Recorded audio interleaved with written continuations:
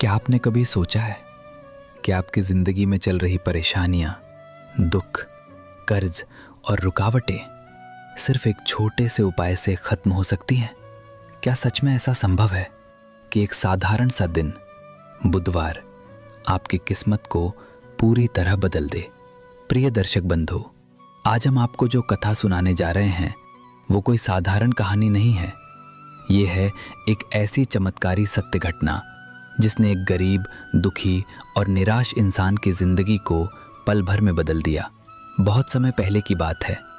एक छोटा सा गांव था जहां एक व्यक्ति अपनी किस्मत से हार चुका था। न धन था, न सम्मान और न ही जीवन में कोई उम्मीद बची थी। हर तरफ से हार कर जब उसने भगवान गणेश की शरण ली तो उसे नहीं पता था कि यह एक छोटा सा कदम उसकी पूरी जिंदगी बदल देगा। लेकिन कहानी में एक मोड़ तब आया जब उसने बुधवार व्रत तो रखा, पर एक ऐसी गलती कर दी जिसके कारण उसे और भी बड़े कष्टों का सामना करना पड़ा। अब सवाल ये है, आखिर वो गलती क्या थी? क्या सच में भगवान गणेश नाराज हो गए थे? और फिर कैसे उस व्यक्ति की किस्मत ने करवट ली? प्रिय दर्शकों, ये कथा सिर्फ एक कहानी नहीं है, यह एक चेतावनी भी है, एक सीख भी और एक ऐसा रहस्य भी जो अगर आपने समझ लिया तो आपकी ज़िंदगी में कभी दुख नहीं आएगा। इस कथा के अंत में हम आपको बताएंगे बुधवार व्रत की पूरी विधि, वह विशेष मंत्र और वह नियम जिससे आपकी हर मनोकामना पूर्ण हो सकती है। तो ध्यान से सुनिए, मन को शांत कीजिए और भगवान गणेश का स्मरण करते हुए इस दिव्य कथा की शुरुआत करते हैं, क्योंकि हो सकता है आज का यह बुधवार आपकी ज़िंदगी का सबसे महत्वपूर्ण दिन बन जाए। समतापुर नगर, जहां सब सुख था पर एक कमी थी। प्राचीन काल की बात है।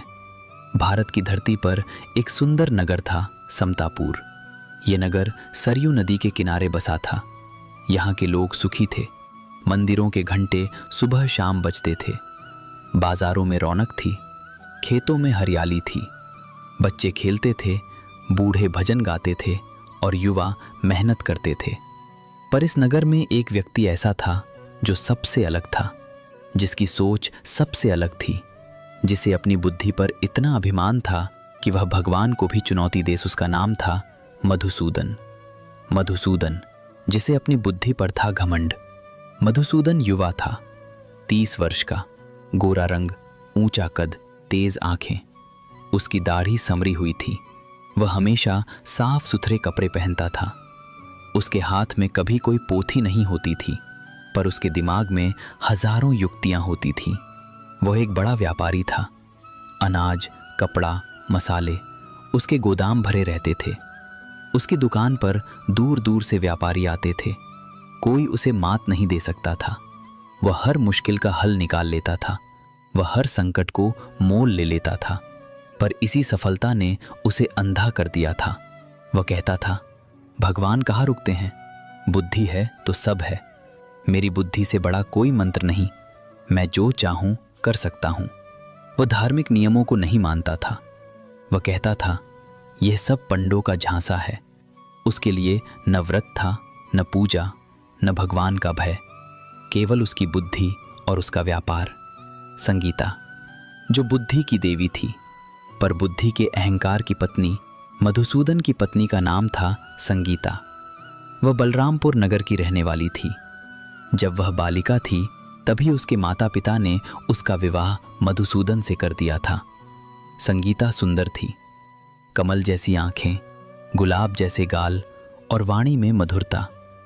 पर उसकी असली सुंदरता उसके हृदय में थी। वह अत्यंत धर्मपरायण थी। उसे भगवान गणेश से गहरी श्रद्धा थी। वह हर बुधवार व्रत रखती थी। वह सुबह उठती, स्नान करती, पीले वस्त्र पहनती, गणेश जी की मिट्टी की मूर्ति बनाती, दुर्वा, मोदक, सिंदूर, लाल फूल चढ़ाती और घंटों भजन गाती।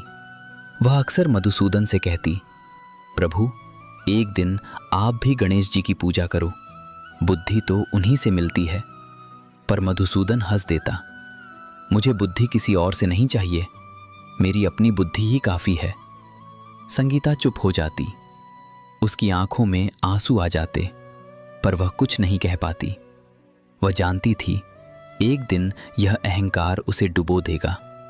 वह बुधवार, जिसने सब कुछ बदल दिया, एक बुधवार की सुबह थी। सूरज अभी निकला ही था। सोने जैसी किरणें धरती पर बिखर रही थीं। मंदिरों के घंटे बज रहे थे। लोग गणेश जी के भजन गा रहे थे। संगीता ने स्नान किया, पीला साड़ी पहनी, गणेश जी की मूर्ति बनाई, दुर्वा चढ़ाई, मोदक रखे, दीप जलाया। उसने मधुसूदन से कहा, प्रभु आज बुधवार है, आप भी थोड़ी देर पूजा कर लो। मधुसूदन ने मुंह फेर लिया। पूजा से पेट नहीं भरता, व्यापार से भरता है। मुझे मत बांधो इन रस्मों में। और फिर उसने अचानक एक निर्णय लिया। आज मैं तुम्हें अपने ससुराल से लेकर आऊंगा, चलो तैयार हो जाओ। संगीता सन्न रह गई। प्रभु आज बुधवार है, यात्रा करना अशुभ है, कल चलते हैं। मधुसूदन गर्जा, अशुभ? किसने कहा? मैं कहता हूं शुभ है। तुम तैयार हो जाओ। ससुराल पहुंचना और जिद का चरम। मधुसूदन बैलगाड़ी लेकर बलरामपुर पहुंचा। ससुराल के दरवाजे पर ससुर ने स्वागत किया। सास ने खीर बनाई, सब खुश थे। खाने के बाद मधुसूदन ने कहा, पिताजी आज ही संगीता को विदा करो, मैं ले जाऊंगा। ससुर ने कहा, बेटा आज बुधवार है, बुधवार को यात्रा करना वर्जित है। गणेश जी का दिन है, यात्रा से बुद्धि नष्ट होती है और विघ्न आते हैं। कल प्रातःकाल जाना। मधुसूदन की आंखें लाल हो गईं। उसने कहा, यह सब अंधविश्वास है, मैं बुद्धिमान हूं, मुझे डर नहीं किसी का, आज ही चलूंगा। सास ने हाथ जोड़े, बेटा गणेश जी का अपमान मत करो, उनका व्रत है आज। मधुसूदन ने कहा, तो फिर उन्हीं को रोकने दो मुझे, अगर वो सच में हैं तो रोके। ये कहते ही अचानक बाहर हवा तेज हो गई। एक बादल छा गया। एक काला कौवा आकर खिड़की पर बोला, काग काग। किसी ने ध्यान नहीं दिया, पर संगीता की धड़कन बढ़ गई। उसने मन ही मन कहा, हे गणेश अब क्या होगा। विदाई। रोते चिल्लाते माहौल में घरवालों की मजबूरी थी। उन्होंने सोचा बेटी को दुख तो नहीं देना चाहिए।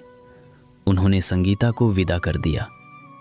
सास ने उसे गले लगाकर कहा, बेटी गणेश जी का नाम लेती रहना।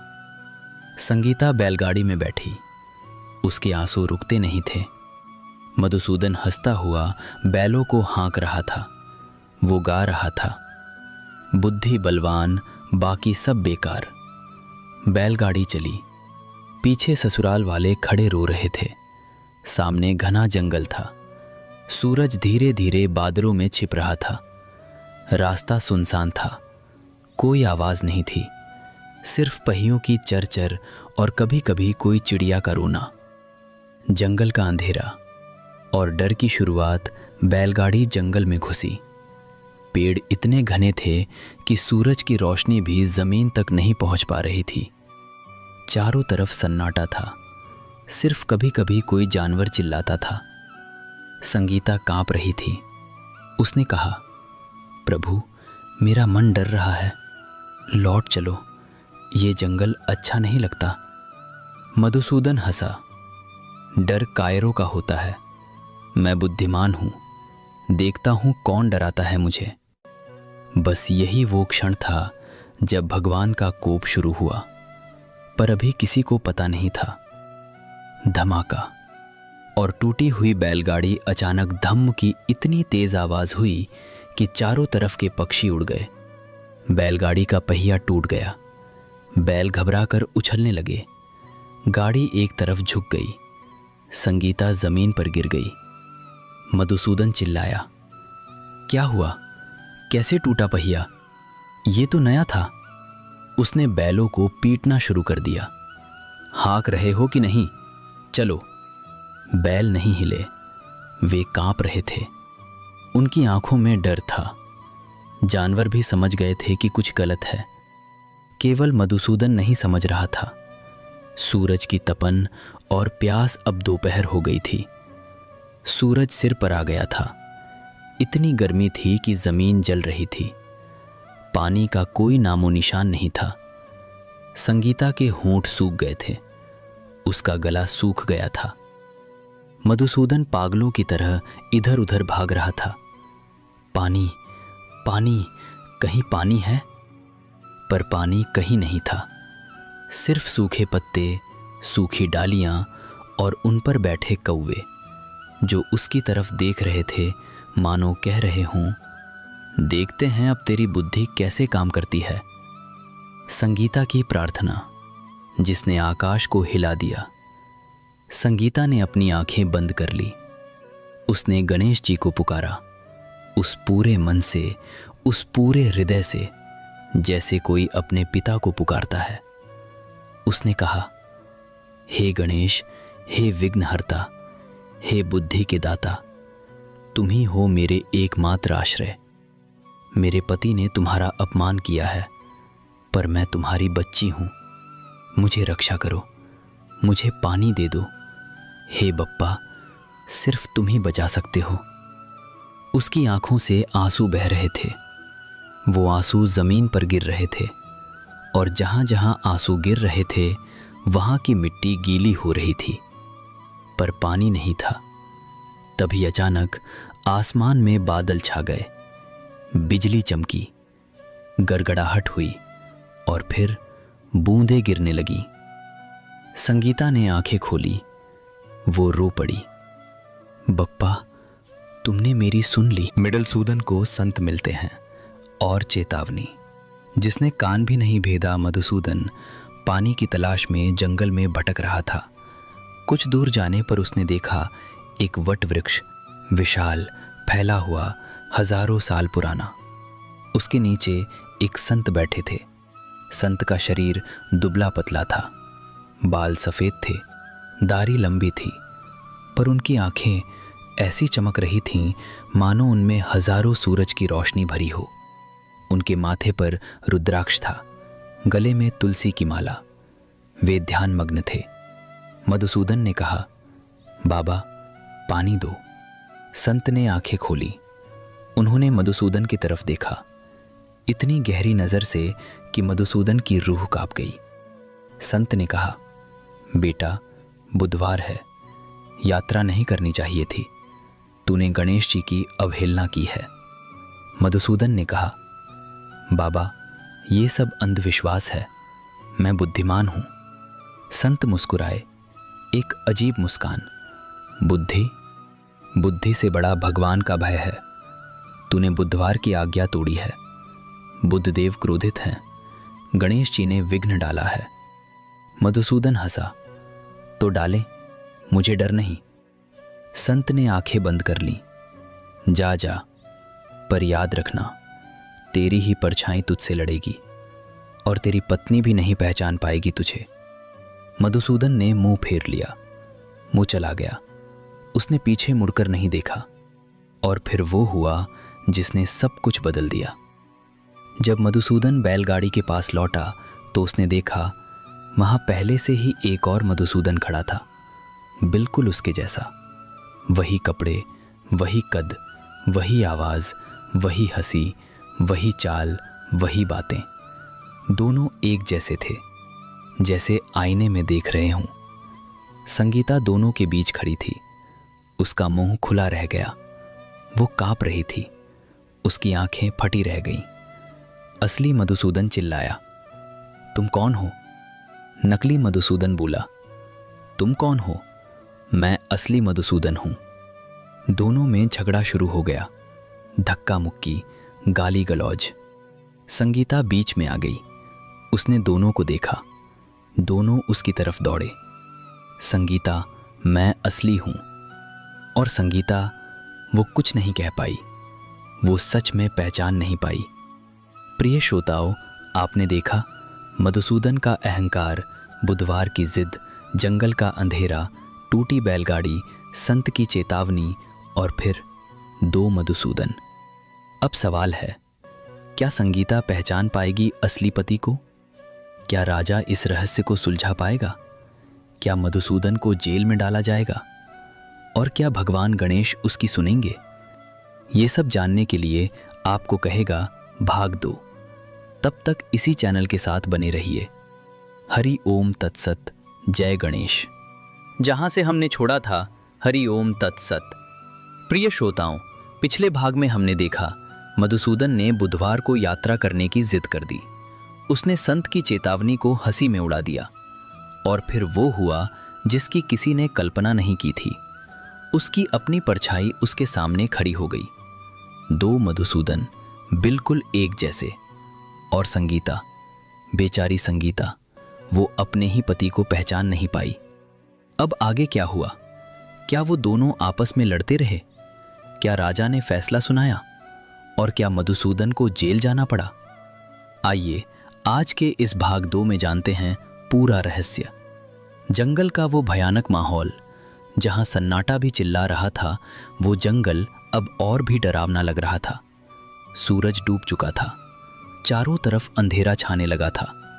पेड़ों की डालियां ऐसी लग रही थीं मानो कोई भयानक प्रेत अपनी भुजाएं फैला रहा हो। कभी उल्लू की आवाज आती, कभी सियार रोते, कभी कोई पत्ता हिलता तो मन में लाखों सवाल आते। बैलगाड़ी टूटी पड़ी थी। बैल जमीन पर लेटे हुए थे, थके हुए, डरे हुए और मानो किसी चमत्कार की प्रतीक्षा में।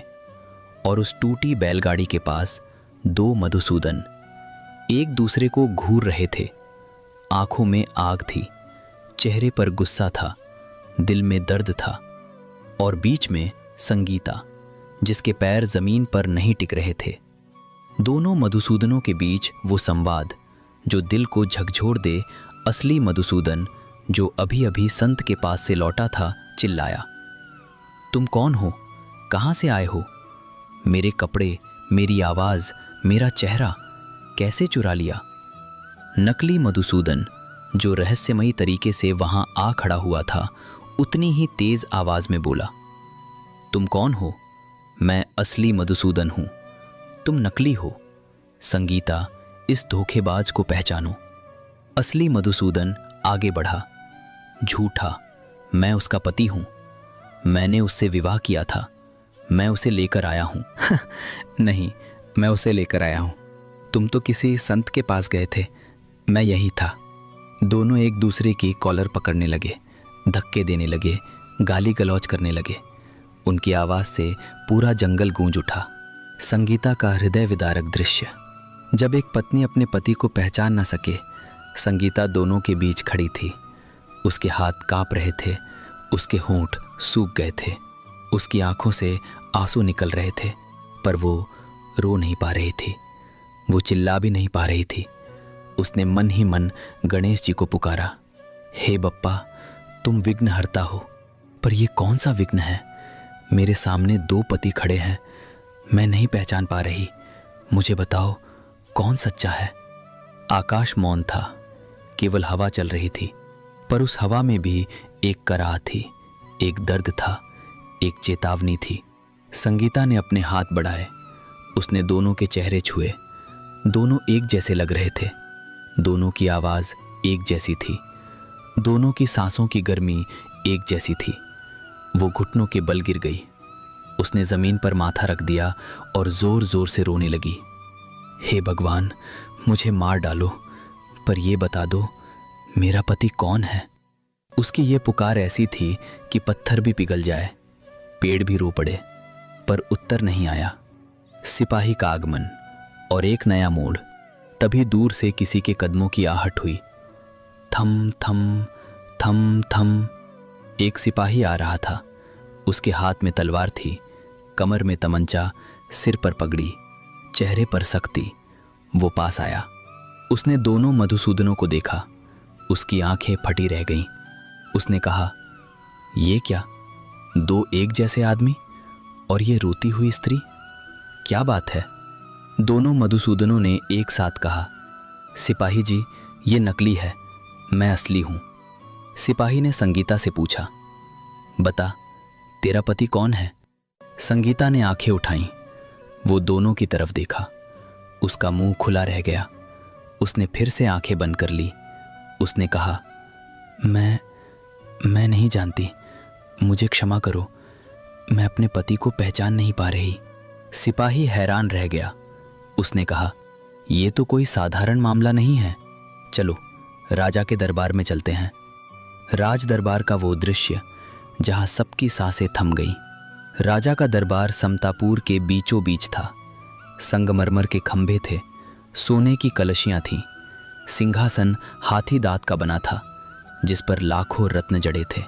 राजा चंद्रवर्मा, सफेद बाल, गरिमामय चेहरा, बुद्धिमान आंखें, वो न्यायप्रिय था। उसके दरबार में कोई झूठ नहीं बोल सकता था। सिपाही ने जाकर राजा को सारी बात बताई। राजा ने कहा, दोनों को दरबार में लाओ। थोड़ी ही देर में दोनों मधुसूदन दरबार में खड़े थे और बीच में संगीता, जिसके पैर कांप रहे थे। पूरा दरबार देख रहा था। मंत्री, सेनापति, न्यायाधीश, व्यापारी, सबकी आंखें फटी हुई थी। राजा ने दोनों से पूछा, तुम दोनों का नाम क्या है? दोनों एक साथ, मधुसूदन। राजा, पिता का नाम? दोनों एक साथ, देवदत्त। राजा, पत्नी का नाम? दोनों एक साथ, संगीता। राजा, विवाह कब हुआ? दोनों एक साथ, 3 वर्ष पूर्व, माघ मास की दशमी को। राजा चुप हो गया। उसने मंत्रियों से सलाह की। मंत्रियों ने कहा, महाराज, यह असंभव है। कोई व्यक्ति 2 नहीं हो सकता, कोई एक अवश्य नकली है। राजा ने कहा, परीक्षा लेते हैं। परीक्षा की घड़ी। जब सब असफल हो गए, राजा ने दोनों से कहा, अपनी पत्नी के बारे में बताओ। उसके गहने कौन से हैं? उसके गले में क्या है? उसके माता पिता का नाम क्या? असली मधुसूदन ने कहा, उसके गले में सोने की मंगलसूत्र है जिसमें 5 मनके हैं। उसकी बिंदी लाल रंग की है। उसके माता का नाम सुमित्रा है, पिता का नाम रामदत्त। नकली मधुसूदन ने ठीक वही कहा, शब्द दर शब्द, बिल्कुल वैसा ही। राजा ने संगीता के गहने देखे, सब सही था। राजा ने पूछा, तुम्हारे घर में कितनी गायें हैं? दोनों, 7। राजा, तुम्हारे दुकान पर कितने नौकर हैं? दोनों, 12। हर सवाल का जवाब एक जैसा, हर बात एक जैसी। राजा का माथा ठनका। उसने अपनी कुर्सी से उठकर दोनों के चारों तरफ चक्कर लगाया। उसने संगीता से पूछा, बता बेटा, इनमें से तेरा पति कौन है? संगीता रो पड़ी। उसने कहा, महाराज, मैं नहीं बता सकती, मुझे क्षमा करें, मैं अपने पति को पहचान नहीं पा रही। दरबार में सन्नाटा छा गया। सब एक दूसरे का मुंह देख रहे थे। कोई बोलने की हिम्मत नहीं कर रहा था। राजा का अंतिम आदेश, और वो क्षण जिसने सबको हिला दिया। राजा ने गहरी सांस ली। उसने कहा, मैं इस मामले का फैसला नहीं कर सकता। ये कोई साधारण छल नहीं है, ये कोई साधारण झूठ नहीं है, ये कोई जादू है या कोई दैवीय प्रकोप। जब तक सत्य प्रकट न हो, दोनों को कारागार में डाला जाए। असली मधुसूदन चिल्लाया, महाराज, मैं निर्दोष हूं, ये सब मेरी जिद का परिणाम है, मुझे जेल मत भेजिए।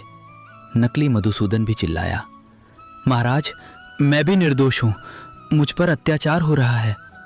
राजा ने हाथ उठा दिया, बहुत हुआ, सिपाही, दोनों को ले जाओ। सिपाहियों ने दोनों को पकड़ लिया। संगीता दौड़कर राजा के पैरों पर गिरी। महाराज, मुझे भी जेल में डाल दीजिए, मैं अपने पति के बिना नहीं रह सकती। राजा ने कहा, बेटा, तुम निर्दोष हो, तुम घर जाओ। जब सत्य प्रकट होगा, तुम्हारा पति लौट आएगा। जेल का अंधेरा और वो सन्नाटा जो चीख रहा था। जेल समतापुर के बाहर थी। पत्थर की दीवारें, लोहे के दरवाजे। अंदर नमी थी, सीलन थी, बदबू थी। चूहे दौड़ रहे थे। कभी कोई जेलर आता, रोटी फेंकता और चला जाता। एक ही कोठरी में 2 मधुसूदन, दोनों आमने सामने बैठे थे। एक दीवार की तरफ मुंह करके, दूसरा दरवाजे की तरफ। रात थी, अंधेरा घना था। कोई दिया नहीं था, कोई चांद नहीं था, सिर्फ अंधेरा और 2 परछाइयां। असली मधुसूदन की आंखों से आंसू बह रहे थे। वो सोच रहा था, मैंने क्या किया? मैंने संत की बात नहीं मानी, मैंने बुधवार की यात्रा की, मैंने भगवान का अपमान किया और आज मैं जेल में हूं। मेरी पत्नी रो रही है, मेरा व्यापार ठप है, मेरा नाम डूब गया है। उसने अपना मुंह अपने हाथों में छिपा लिया। वो फूट फूट कर रोने लगा। नकली मधुसूदन शांत था। उसकी आंखों में कोई भाव नहीं था। वो बस दीवार की तरफ देख रहा था, जैसे कोई पुतला हो। असली मधुसूदन का टूटना और वो प्रार्थना जिसने दीवारें हिला दी। आधी रात को जेलर आया। उसने एक थाली रखी, 2 रोटियां, थोड़ी सी दाल। वो चला गया। नकली मधुसूदन ने रोटी खा ली, असली मधुसूदन ने नहीं खाई। उसका गला बंद था, उसका हृदय पिघल रहा था। उसने जमीन पर घुटने टेक दिए। उसने अपने दोनों हाथ ऊपर उठाए। उसने अपनी आंखें बंद कर ली और फिर वो चीखा नहीं, चिल्लाया नहीं। उसने रोते हुए प्रार्थना की। उसके मुंह से निकले शब्द धीरे धीरे दर्द से भरे, आंसुओं से भीगे हुए। हे गणेश, हे बुद्ध देव, मैंने तुम्हारा अपमान किया, मैंने तुम्हारी आज्ञा तोड़ी। मैंने सोचा मेरी बुद्धि सबसे बड़ी है, पर आज मैं जान गया बुद्धि तो तुम ही देते हो। मुझे क्षमा करो, मुझे मेरी पत्नी के पास लौटा दो। मैं प्रण करता हूं, अब कभी बुधवार को यात्रा नहीं करूंगा। हर बुधवार व्रत रखूंगा, तुम्हारी कथा सुनूंगा, तुम्हारा नाम लूंगा। बस एक बार मुझे मौका दे दो। उसकी आवाज बुझ गई। उसका सिर जमीन पर गिर गया। वो वहीं गिरा पड़ा, रोता रहा, रोता रहा, रोता रहा। और फिर आकाशवाणी हुई ठीक उसी समय, रात के ठीक 12 बजे। जेल की सारी दीवारें अलौकिक प्रकाश से जगमगा उठीं। वो प्रकाश इतना तेज था कि आंखें खोलना मुश्किल था। वो प्रकाश इतना सुंदर था कि मन करता था देखते रहो। और फिर आकाशवाणी हुई। कोई शरीर नहीं था, कोई मूर्ति नहीं थी, कोई संत नहीं था, सिर्फ एक आवाज, गहरी, गंभीर, कंपकपाती पर दयालु। मधुसूदन, तेरे अहंकार ने मेरी आज्ञा तोड़ी, इसलिए ये संकट आया। तूने सोचा मेरी बुद्धि सबसे बड़ी है, पर बुद्धि तो मैं देता हूं। तूने बुधवार की यात्रा की, इसलिए तेरी बुद्धि ने तुझे धोखा दिया। तेरा ही हमशक्ल तुझसे लड़ा। तेरी पत्नी ने तुझे पहचाना नहीं। तू जेल में है, पर तेरी सच्ची पश्चाताप ने मेरा हृदय पिघला दिया। तूने सच्चे मन से प्रार्थना की, तूने प्रण किया, इसलिए प्रातःकाल तेरा उद्धार होगा, तेरा हमशक्ल नष्ट होगा, तू अपनी पत्नी के पास लौटेगा। और हां, याद रखना, बुधवार का व्रत कभी मत तोड़ना। आवाज बंद हो गई, प्रकाश चला गया, फिर से अंधेरा छा गया। पर उस अंधेरे में असली मधुसूदन का हृदय प्रकाश से भर गया था। उसके आंसू सूख गए थे, उसके चेहरे पर शांति थी। उसने कहा, धन्यवाद गणेश, धन्यवाद बुद्ध देव। नकली मधुसूदन, वो कांप रहा था। उसके चेहरे का रंग उड़ गया था। वो कोने में जाकर बैठ गया। उसकी आंखों में डर था, मौत का डर। प्रातःकाल, और वो चमत्कार जिसने राजा को भी रुला दिया, सुबह हुई। सूरज निकला। उसकी किरणें जेल की सलाखों से होकर अंदर आईं। राजा स्वयं दरबार लगाकर बैठा था। उसने आदेश दिया, दोनों मधुसूदनों को दरबार में लाओ। जैसे ही जेलर ने कोठरी का दरवाजा खोला, सबने देखा असली मधुसूदन खड़ा था, शांत, प्रसन्न, आंखों में चमक। नकली मधुसूदन, जैसे ही सूरज की किरण उस पर पड़ी, वो हवा में गायब हो गया। धीरे धीरे पहले उसके पैर गायब हुए, फिर धड़, फिर हाथ, फिर चेहरा। अंत में कुछ नहीं बचा, केवल हवा थी और धूल थी। जेलर ने अपनी आंखें मली। सिपाही भागे। राजा को खबर मिली। राजा स्वयं जेल की ओर दौड़ा। उसने असली मधुसूदन को गले से लगा लिया। राजा की आंखों में आंसू थे, आश्चर्य के, भक्ति के और राहत के। राजा ने कहा, मधुसूदन, तुम सच्चे हो। तुम्हारी श्रद्धा ने तुम्हें बचाया। तुम्हारे गणेश जी ने तुम पर कृपा की। मैं तुम्हें सम्मानपूर्वक विदा करता हूं। बाहर निकले और देखा, टूटी बैलगाड़ी ठीक थी। जब मधुसूदन जेल से बाहर निकला तो उसने देखा वही बैलगाड़ी जो जंगल में टूट गई थी बिल्कुल ठीक थी। पहिया नया था, बैल स्वस्थ थे। उनकी आंखों में डर नहीं था, बल्कि एक सुकून था। और सबसे बड़ी बात, बैलगाड़ी के पास संगीता खड़ी थी। वो रो रही थी, पर खुशी के आंसू थे। वो दौड़कर मधुसूदन के पास आई। उसने उसे गले लगा लिया। प्रभु, आप आ गए। मुझे पता था गणेश जी आपको वापस लाएंगे। मधुसूदन ने उसके सिर पर हाथ रखा। उसने कहा, संगीता, मैं अब वो मधुसूदन नहीं रहा। मेरा अहंकार मर गया। मैं अब गणेश जी का दास हूं। वापसी की यात्रा और रास्ते में वो संत। जब वे वापस लौट रहे थे तो रास्ते में वही वटवृक्ष आया और वही संत बैठे थे। मधुसूदन बैलगाड़ी से उतरा। उसने संत के पैर छुए। संत ने आंखें खोली। उनके चेहरे पर मुस्कान थी। संत ने कहा, बेटा, तू जाग गया। यही सबसे बड़ा चमत्कार है। अब जा और बुधवार का व्रत कभी मत तोड़ना। मधुसूदन ने कहा, बाबा, मैं आपको कैसे धन्यवाद दूं? संत ने कहा, धन्यवाद मत दे, बस गणेश जी का नाम लेते रहना। बुधवार को यात्रा मत करना और ये कथा सबको सुनाना। प्रिय श्रोताओं, आपने देखा जेल का अंधेरा, मधुसूदन का पश्चाताप, आकाशवाणी और फिर चमत्कार। पर क्या यही अंत है? क्या मधुसूदन सच में बदल गया? क्या उसने बुधवार का व्रत रखना शुरू किया? उसके व्यापार का क्या हुआ? क्या गणेश जी ने उसे समृद्धि दी? और एक और कथा है, एक बुढ़िया माई की, जिसने मिट्टी के गणेश से सोने का चमत्कार कर दिखाया। ये सब जानने के लिए कहिए भाग 3। तब तक हरि ओम तत्सत। जय गणेश, जय बुधवार व्रत।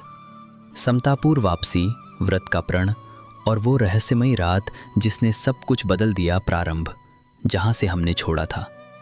हरि ओम तत्सत। प्रिय श्रोताओं, पिछले भाग में हमने देखा मधुसूदन जेल से बाहर आया। उसका हमशक्ल हवा में गायब हो गया। टूटी बैलगाड़ी अपने आप ठीक हो गई और संगीता ने अपने पति को गले लगाया। पर क्या यह सच में खुशी का अंत था, या ये एक नई शुरुआत थी? एक ऐसी शुरुआत जहां मधुसूदन को अपने अहंकार की जड़ें खोदनी थी।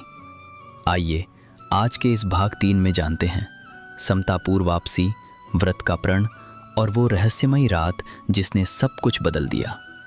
समतापुर की वापसी। जब पूरा गांव उमड़ पड़ा, बैलगाड़ी धीरे धीरे चल रही थी। मधुसूदन ने खुद बैलों को हाँका। वो पहले कभी बैलगाड़ी नहीं चलाता था, उसके नौकर चलाते थे, पर आज वो खुद चला रहा था। उसके हाथों में डोर थी, पर उसके मन में गणेश थे। संगीता उसके बगल में बैठी थी। वो चुप थी।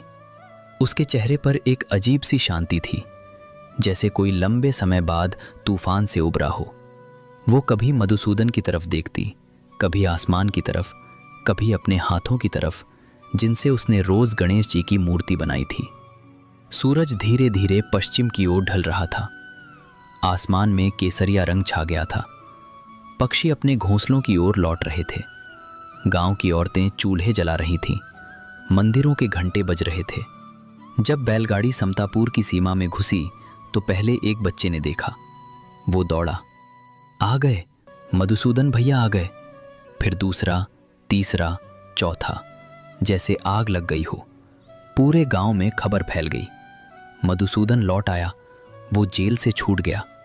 लोग दौड़ते हुए आए, बूढ़े, जवान, बच्चे, औरतें, सब। किसी के हाथ में दिया था, किसी के हाथ में फूल, किसी के हाथ में मिठाई। कोई रो रहा था, कोई हंस रहा था, कोई गणेश जी के जयकारे लगा रहा था। एक बूढ़ी औरत ने मधुसूदन के माथे पर तिलक लगाया। बेटा, तुम बच गए, गणेश जी की कृपा है। एक युवक ने कहा, भैया, हमें डर लग रहा था कि तुम वापस नहीं आओगे। मधुसूदन ने बैलगाड़ी रोकी। वो नीचे उतरा। उसने अपने दोनों हाथ जोड़े और सबको प्रणाम किया। वो पहले कभी किसी को प्रणाम नहीं करता था। वो कहता था, मैं बुद्धिमान हूं, मुझे किसी के पैर छूने की जरूरत नहीं। पर आज वो झुक रहा था। उसकी आंखों में आंसू थे। उसने कहा, मुझे क्षमा कर दो सब। मैंने गणेश जी का अपमान किया। मैंने बुधवार की यात्रा की। मैंने अपनी बुद्धि पर घमंड किया और उसी बुद्धि ने मुझे जेल पहुंचा दिया। आज मैं जान गया, बुद्धि भी गणेश जी से मिलती है। जब तक गणेश जी प्रसन्न हैं, तब तक बुद्धि काम करती है। जब वो क्रोधित होते हैं तो बुद्धि भी दुश्मन बन जाती है। सब चुप हो गए। किसी ने एक शब्द नहीं कहा। हवा भी रुक गई। सिर्फ मधुसूदन की आवाज गूंज रही थी। मधुसूदन का प्रण, जिसने सबको रुला दिया। मधुसूदन ने अपनी पत्नी संगीता का हाथ पकड़ा। वो उसे लेकर गांव के बीचों बीच स्थित गणेश मंदिर की ओर चल दिया। लोग पीछे पीछे चल रहे थे। मंदिर के घंटे बज रहे थे। पुजारी ने आरती शुरू कर दी थी। मधुसूदन मंदिर के अंदर गया। उसने गणेश जी की मूर्ति के सामने घुटने टेक दिए। उसने अपने दोनों हाथ ऊपर उठाए। उसने अपनी आंखें बंद कर ली और फिर उसने प्रण किया। उसकी आवाज डगमगा रही थी। उसका गला भरा हुआ था। आंसू उसके गालों पर बह रहे थे, पर उसने रोक नहीं रखा था।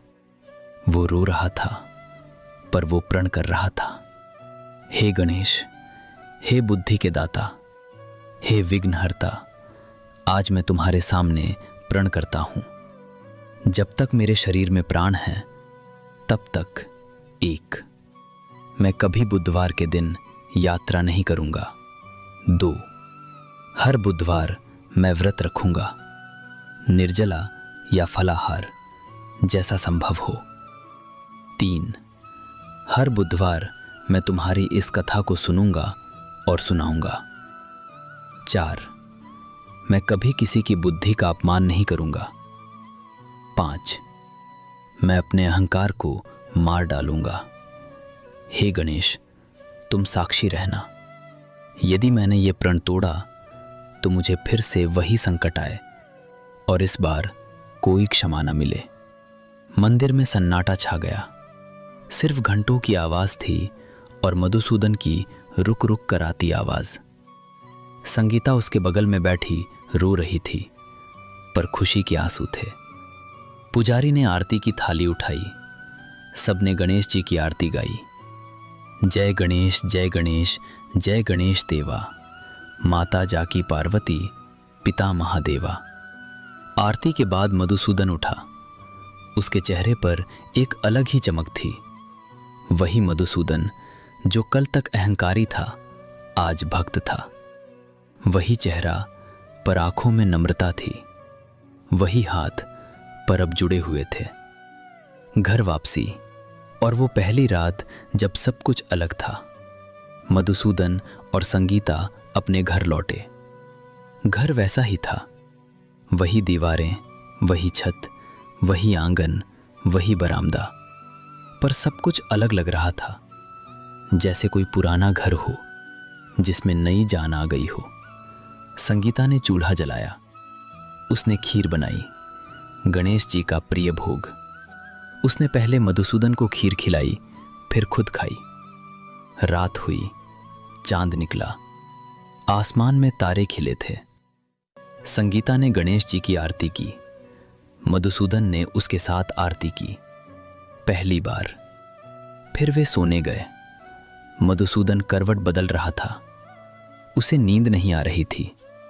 संगीता ने पूछा, प्रभु क्या हुआ, क्यों नहीं सो रहे? मधुसूदन ने कहा, संगीता, मैं सोच रहा हूं कितना अंधा था मैं। तुमने कितनी बार कहा बुधवार का व्रत रखो, गणेश जी की पूजा करो। पर मैंने तुम्हारी एक नहीं सुनी, मैंने संत की नहीं सुनी, मैंने अपने ससुर की नहीं सुनी, और देखो मुझे ही जेल जाना पड़ा।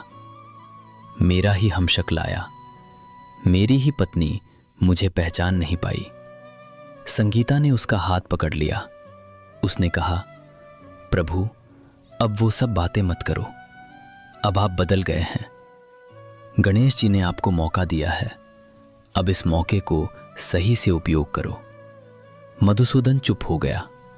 उसने गणेश जी का नाम लिया, ओम गण गणपतये नमः, और फिर सो गया। उसे पहली बार ऐसी नींद आई, गहरी, शांत, बिना कोई डर के।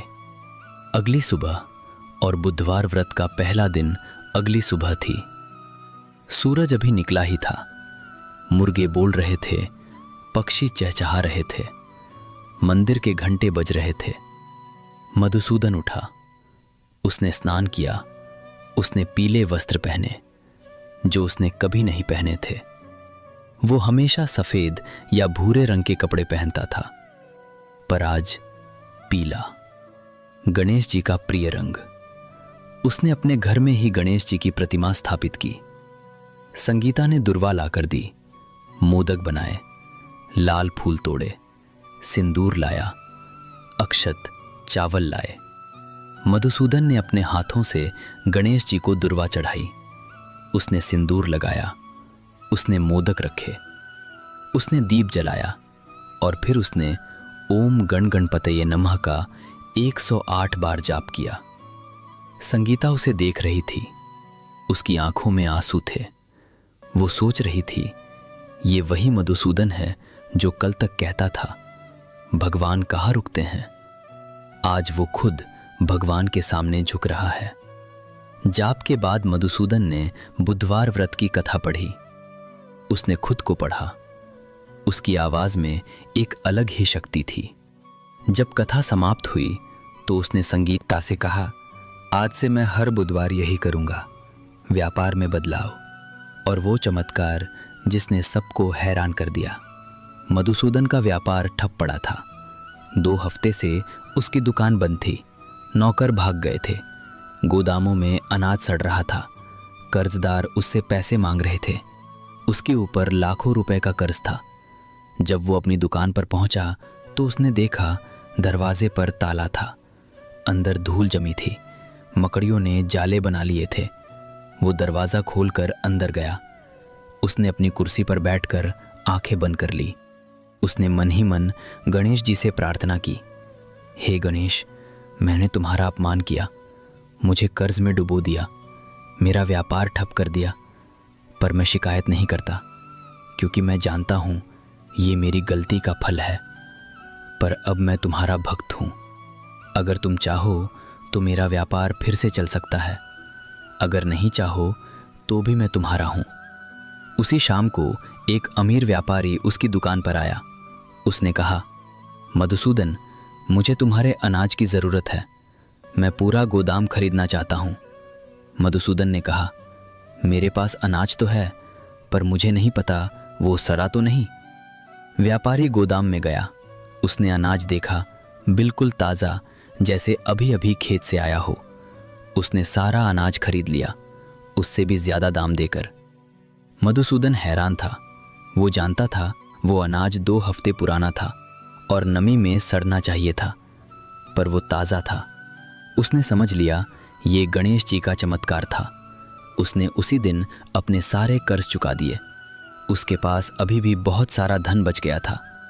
धीरे धीरे बदलता मधुसूदन, और वो दिन जब उसने सबको बुलाया 1 महीने बाद। मधुसूदन अब पहचाना नहीं जा रहा था। उसका अहंकार मिट चुका था। उसके चेहरे पर नम्रता थी। वो अब किसी से ऊंची आवाज़ में बात नहीं करता था। वो किसी को धमकाता नहीं था। वो किसी का अपमान नहीं करता था। उसने पूरे गांव को बुलाया। उसने सबको खाना खिलाया। उसने सबको कपड़े बांटे। उसने गरीबों को पैसे दिए। और फिर उसने सबसे कहा, मैं आप सबके सामने कबूल करता हूँ, मैंने गलती की थी। मैंने बुधवार के दिन यात्रा की थी। मैंने गणेश जी का अपमान किया था। उसी का परिणाम था। मुझे जेल जाना पड़ा। मेरा हमशक लाया। मेरी पत्नी मुझे पहचान नहीं पाई, पर गणेश जी ने मुझे मौका दिया। मैंने प्रण किया, आज पूर से हर बुधवार व्रत रखूंगा, और मैं रख रहा हूँ। और देखो, आज मेरा व्यापार फिर से चल रहा है। मेरे घर में सुख है। मेरी बुद्धि तेज हो गई है। मैं आप सबसे प्रार्थना करता हूँ, बुधवार का व्रत जरूर रखें। बुधवार को यात्रा न करें, गणेश जी का स्मरण करें। लोगों ने उसकी बात मानी। उस दिन के बाद से समतापुर में हर घर में बुधवार व्रत रखा जाने लगा। और फिर वो रहस्यमयी रात, जब मधुसूदन ने सपना देखा, एक बुधवार की रात। मधुसूदन ने व्रत रखा था। उसने कथा सुनी थी। उसने गणेश जी की आरती की थी। वो सो गया। रात के ठीक 12 बजे उसने सपना देखा। वो देख रहा था, उसके सामने अलौकिक प्रकाश फैल रहा है, और उस प्रकाश के बीच से एक बालक प्रकट होता है। उस बालक का सिर हाथी जैसा है, एक दांत टूटा हुआ है, 4 भुजाएं हैं, एक हाथ में मोदक है, दूसरे में फरसा, तीसरे में पाश, चौथे में वरद मुद्रा। वो बालक मुस्कुरा रहा है, इतनी मीठी मुस्कान कि मन करता है देखते रहो। मधुसूदन घबरा गया। वो उठकर बैठ गया। उसने पूछा, तुम कौन हो?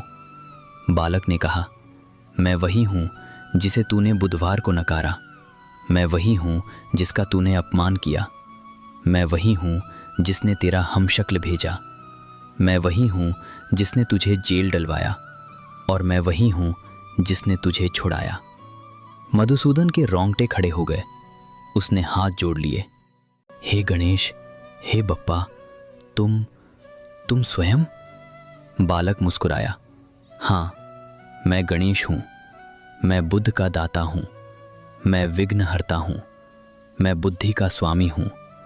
तूने मेरी आज्ञा तोड़ी, इसलिए तुझे दंड मिला, पर तूने सच्चे मन से पश्चाताप किया, इसलिए तुझे मुक्ति मिली। अब तू मेरा भक्त है। मधुसूदन रो पड़ा। बप्पा, मुझे क्षमा करो, मैं अंधा था। गणेश जी ने उसके सिर पर हाथ रखा। तुझे क्षमा किया। अब जा और सबको ये कथा सुना। बुधवार का व्रत करने वाले के जीवन में मैं स्वयं निवास करूंगा। और फिर प्रकाश चला गया। बालक गायब हो गया। मधुसूदन की आंख खुल गई। वो उठकर बैठ गया। उसने अपना चेहरा देखा। वो रो रहा था।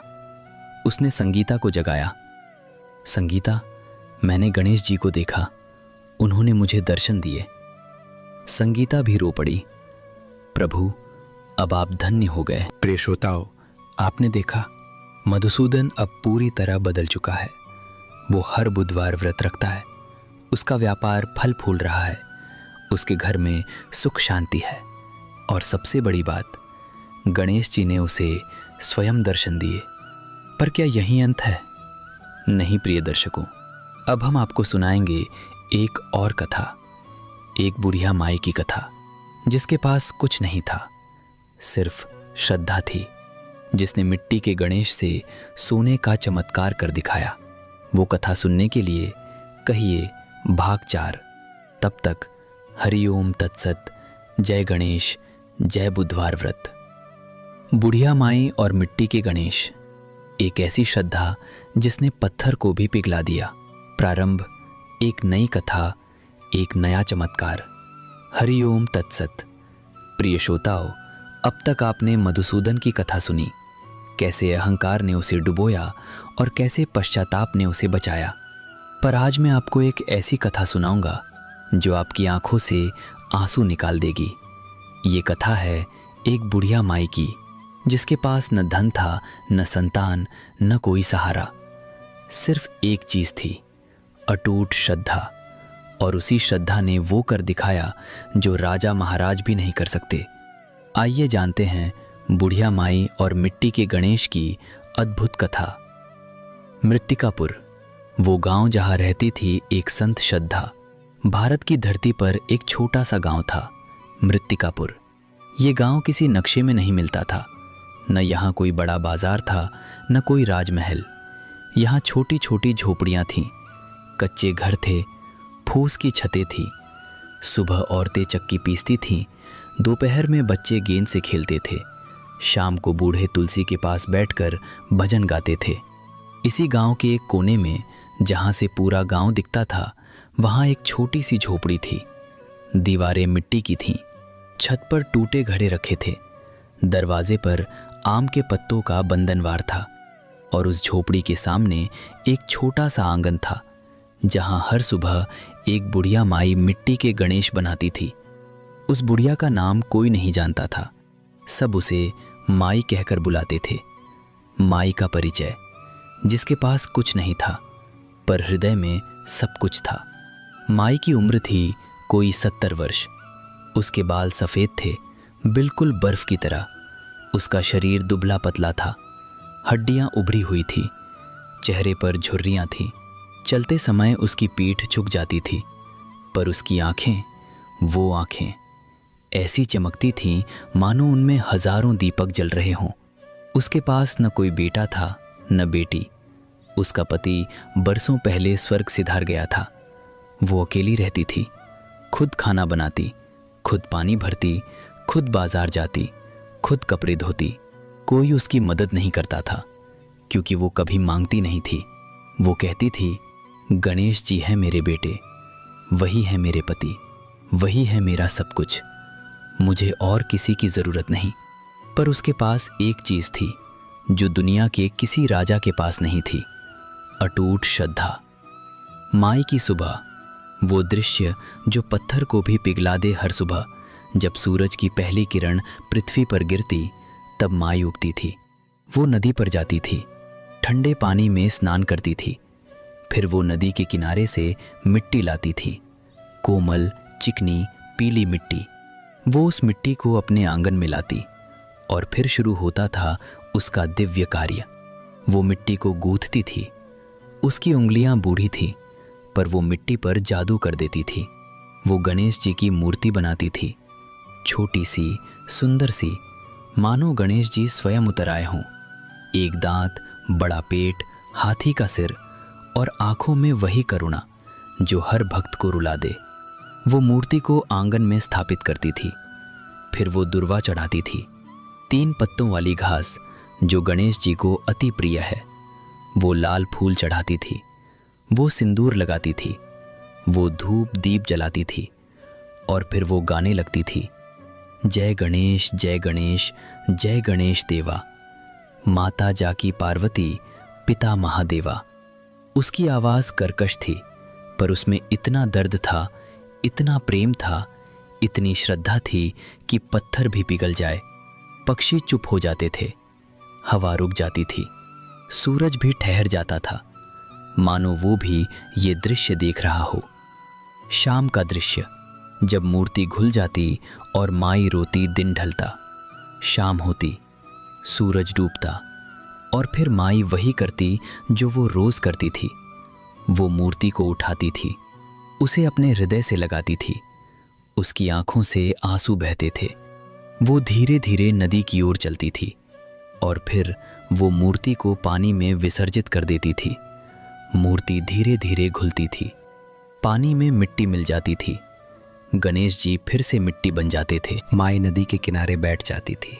वो रोती थी। वो कहती थी, बप्पा तुम फिर चले गए, कल फिर आना, कल फिर मूर्ति बनाऊंगी, कल फिर पूजा करूंगी, कल फिर तुम्हें विसर्जित करूंगी।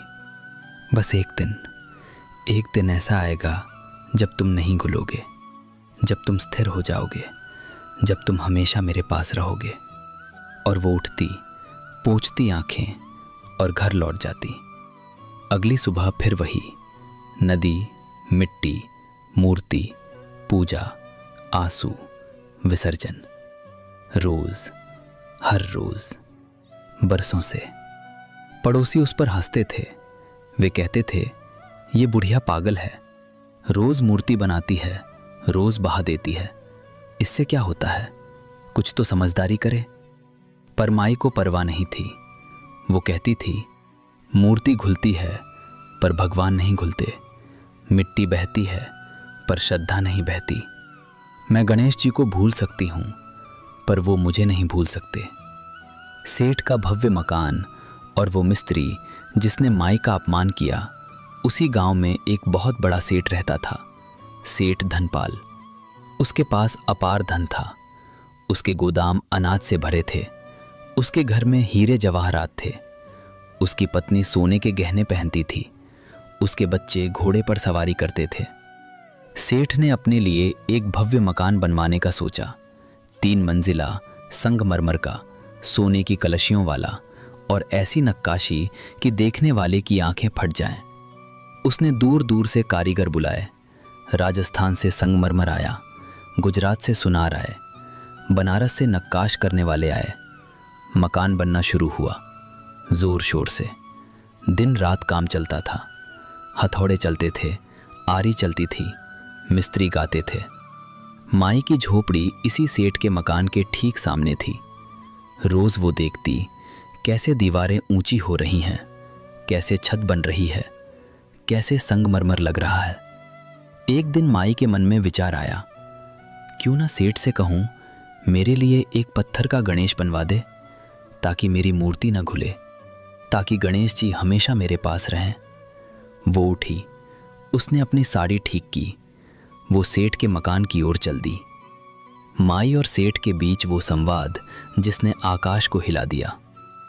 सेठ अपने नए मकान के सामने खड़ा था, हाथ पीठ पर रखे, गर्व से छाती फुलाए मकान को निहार रहा था। माई उसके पास गई, उसने हाथ जोड़े। सेठ जी नमस्कार। सेठ ने मुड़कर देखा। एक बूढ़ी फटेहाल औरत जिसके कपड़े मैले थे, बाल उलझे हुए थे। उसने ऊपर से नीचे तक देखा, उसकी नाक सिकुड़ गई। सेठ ने कहा, क्या चाहिए माई?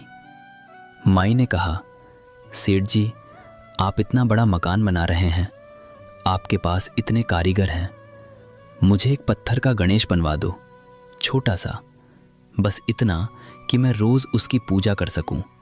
मेरी मिट्टी की मूर्ति रोज खुल जाती है।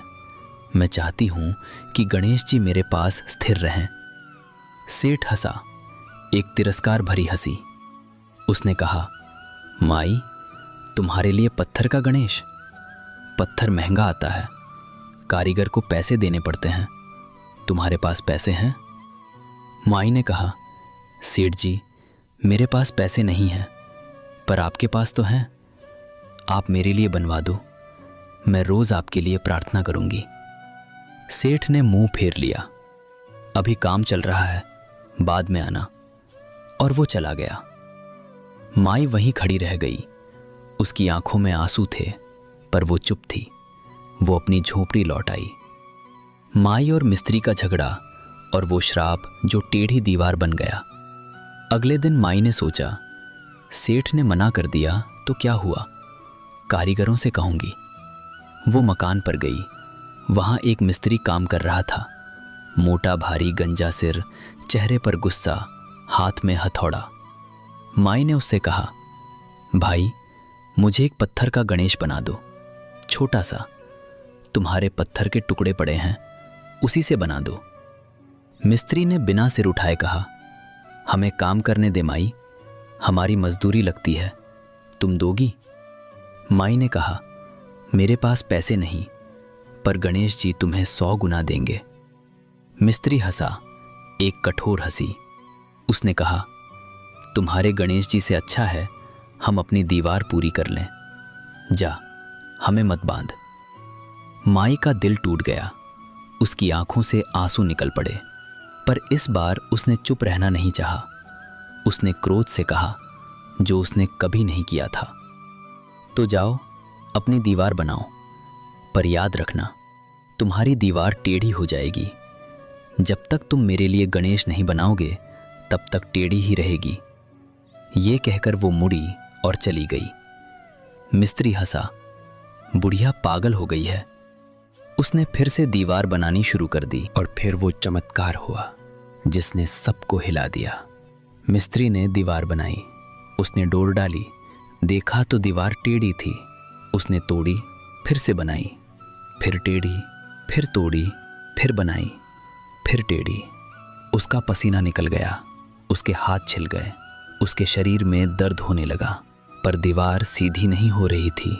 उसने दूसरे मिस्त्री को बुलाया, वही, तीसरे को बुलाया, वही। चौथे को बुलाया, वही। हर बार दीवार टेढ़ी।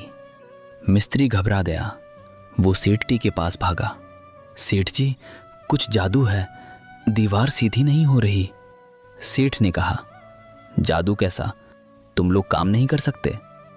मिस्त्री ने कहा, सेठ जी, एक बुढ़िया आई थी, उसने कहा था मुझे पत्थर का गणेश बना दो।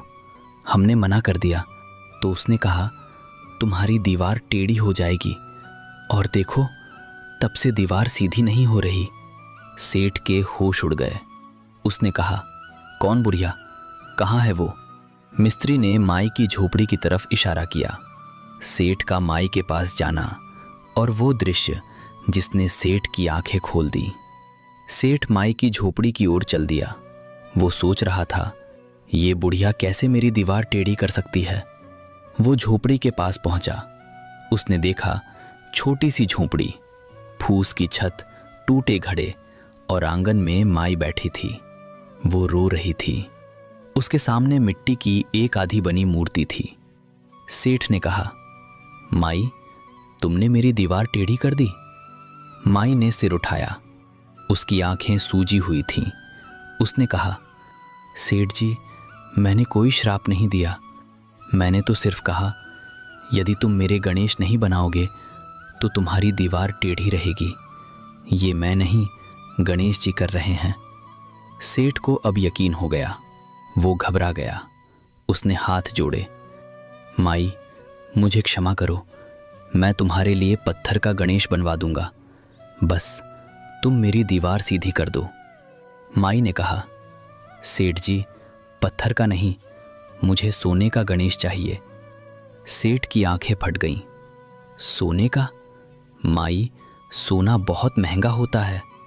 माई ने कहा, तुम्हारा मकान संगमरमर का है, तुम्हारी कलशियां सोने की हैं, तुम सोना खरीद सकते हो, पर मेरे पास कुछ नहीं, बस गणेश हैं।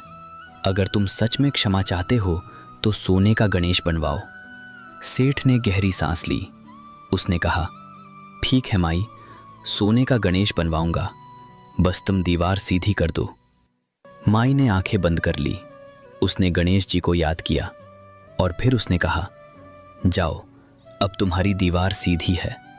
दीवार सीधी हो गई और सेठ ने देखा चमत्कार। सेठ दौड़ता हुआ वापस आया। मिस्त्री ने फिर से दीवार बनाई और वो बिल्कुल सीधी थी, जैसे कोई टेढ़ी ही न थी। मिस्त्री हैरान रह गया। सेठ के होश उड़ गए। उसने कहा, ये बुढ़िया कोई साधारण नहीं है, ये तो कोई संत है। उसने तुरंत अपने सुनार को बुलाया। उसने कहा, सबसे अच्छा सोना लाओ, एक गणेश जी की मूर्ति बनाओ, 5 इंच की, शुद्ध सोने की, हीरे की आंखों वाली, मोतियों का मुकुट वाली। जितनी सुंदर बन सकती है उतनी सुंदर बनाओ। सुनार ने 1 सप्ताह में मूर्ति बनाई। जब मूर्ति तैयार हुई तो सेठ ने स्वयं उसे माई के पास ले जाकर रख दिया। माई का वो दृश्य जिसे देखकर पत्थर भी रो पड़े। माई ने जब सोने की गणेश मूर्ति देखी तो वो फूट फूट कर रो पड़ी। वो मूर्ति को अपने हाथों में लेकर बैठ गई। उसने उसे अपने हृदय से लगा लिया। उसने उसे अपनी आंखों से लगा लिया। उसने उसे अपने माथे से लगा लिया। वो रोते हुए बोली, हे बप्पा, तुमने मेरी सुन ली। मैंने रोज मिट्टी की मूर्ति बनाई, मैंने रोज उसे बहाया, मैंने रोज कहा कब आओगे, कब स्थिर होगे, और आज तुम आ गए सोने के रूप में, हीरों के साथ। पर बप्पा, मैंने तुम्हें सोने के लिए नहीं पूजा, मैंने तुम्हें श्रद्धा के लिए पूजा। तुम मिट्टी के होते तो भी मेरे थे, तुम सोने के हो गए तो भी मेरे हो। बस इतना करो, जैसे सेठ की दीवार सीधी हुई वैसे ही सबकी जीवन की टेढ़ी दीवारें सीधी करो। जैसे मेरी मिट्टी सोना बनी वैसे ही सबके दुख सुख में बदल जाएं। प्रिय श्रोताओं, आपने देखा एक बुढ़िया की श्रद्धा ने क्या कर दिखाया। जिस सेठ के पास लाखों थे वो उसके सामने झुक गया। जिस मिस्त्री ने गणेश जी का अपमान किया उसकी दीवार टेढ़ी हो गई, और जिस माई के पास कुछ नहीं था उसके आंगन में आज सोने के गणेश विराजमान हैं। पर क्या यही अंत है? नहीं प्रिय दर्शकों, आगे की कथा में जानेंगे वो मूर्ति आज भी कहाँ है, क्या माई को सम्मान मिला और इस कथा से हमें क्या सीख मिलती है। ये सब जानने के लिए कहिए भाग 5। तब तक ओम तत्सत। जय गणेश, जय बुधवार व्रत। सोने के गणेश, माई का आशीर्वाद और वो मंदिर जो चमत्कारों से भर गया प्रारंभ, जहाँ से हमने छोड़ा था। हरि ओम तत्सत। प्रिय श्रोताओ, पिछले भाग में हमने देखा बुढ़िया माई की श्रद्धा ने पत्थर को भी पिघला दिया। सेठ की दीवार टेढ़ी हो गई और जब उसने सोने के गणेश बनवाने का वचन दिया तो दीवार सीधी हो गई। और फिर वो दिन आया जब माई के आंगन में सोने के गणेश विराजमान हुए। पर क्या यही अंत है? नहीं प्रिय दर्शकों, आज के इस भाग 5 में जानेंगे वो मूर्ति आज भी कहाँ है, माई ने सेठ को क्या आशीर्वाद दिया और कैसे वो छोटी सी झोपड़ी एक भव्य मंदिर में बदल गई।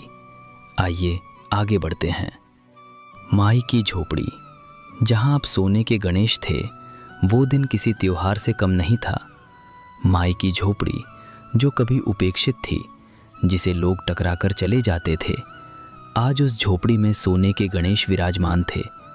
5 इंच की मूर्ति, शुद्ध सोने की, हीरे की आंखों वाली, मोतियों का मुकुट और गले में रत्नों की माला। माई ने उस मूर्ति को अपने हाथों में लिया था।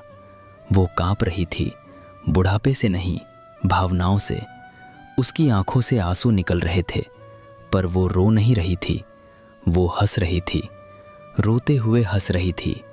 वो बोली, बप्पा, तुमने मेरी सुन ली।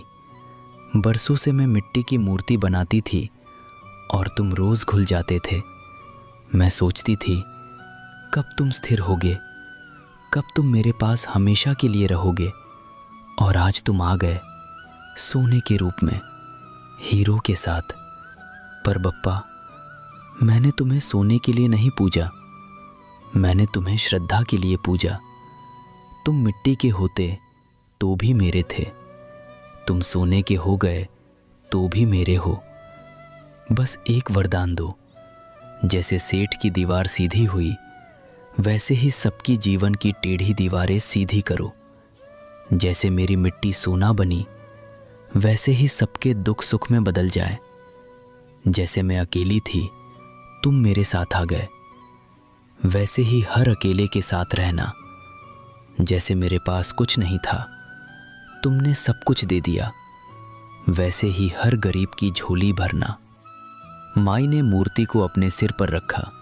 उसने उसे अपने हृदय से लगाया, उसने उसे अपनी आंखों से लगाया और फिर उसने उसे एक चौकी पर स्थापित कर दिया। वही चौकी जहां वो रोज मिट्टी की मूर्ति रखती थी, अब उस चौकी पर सोने के गणेश थे। सेठ का पश्चाताप और वो क्षण जब उसने माई के पैर छुए। सेठ धनपाल वहीं खड़ा था, उसने सब कुछ देखा। माई के आंसू, उसकी प्रार्थना, उसका हृदय विह्वल होना। सेठ की आंखों में भी आंसू आ गए। वो अमीर था, उसके पास सब कुछ था, पर उसने कभी किसी को इतनी श्रद्धा से प्रार्थना करते नहीं देखा था। वो आगे बढ़ा, उसने माई के पैर छुए। माई चौंक गई।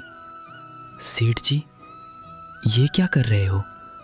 तुम सेठ हो, मैं बुढ़िया, तुम मेरे पैर क्यों छू रहे हो? सेठ की आवाज रुंध गई थी। उसने कहा, माई, आज मैं जान गया, असली अमीरी धन से नहीं, श्रद्धा से होती है। तुम्हारे पास कुछ नहीं है, पर तुम्हारे पास गणेश हैं। मेरे पास सब कुछ है, पर मैं गणेश को नहीं पहचान पाया। तुमने मुझे आंखें दी, तुमने मुझे दिखा दिया कि भक्ति क्या होती है। आज से मैं भी हर बुधवार व्रत रखूंगा, मैं भी गणेश जी की पूजा करूंगा। और हाँ, तुम्हारे लिए मैं एक पक्का मंदिर बनवाऊंगा। ये झोपड़ी अब नहीं रहेगी, यहाँ एक भव्य मंदिर होगा, संगमरमर का, सोने के कलशों वाला। और उस मंदिर के बीच में ये सोने की गणेश मूर्ति विराजमान होगी। माई ने कहा, सेठ जी, मुझे मंदिर नहीं चाहिए, मुझे तो बस गणेश चाहिए। ये झोपड़ी ही मेरा मंदिर है। सेठ ने कहा, माई, ये अब केवल तुम्हारा मंदिर नहीं रहेगा, ये सबका मंदिर होगा। हर वो भक्त जो बुधवार का व्रत रखेगा, जो गणेश जी को दुर्वा चढ़ाएगा, जो इस कथा को सुनेगा, उसकी मनोकामना यहाँ पूरी होगी। माई चुप हो गई। उसने सोचा, अगर इस मंदिर में आकर और भी भक्त गणेश जी को पाएंगे तो क्या बुराई है। उसने सिर हिला दिया। हाँ, मंदिर का निर्माण। और वो दिन जब पूरा गांव जुट गया, सेठ ने अपने सारे काम रुकवा दिए। उसने कहा, पहले माई के लिए मंदिर बनेगा, फिर मेरा मकान। उसने सबसे अच्छे वास्तुकार बुलाए, उसने संगमरमर मंगवाया, उसने सोने के कलश बनवाए, उसने घंटियां मंगवाई जिनकी आवाज़ दूर तक जाए, उसने दीपक बनवाए जो दिन रात जलते रहें। पूरे गांव के लोग जुट गए। किसी ने पत्थर ढोए, किसी ने सीमेंट मिलाया, किसी ने पेंटिंग की, किसी ने बागवानी की।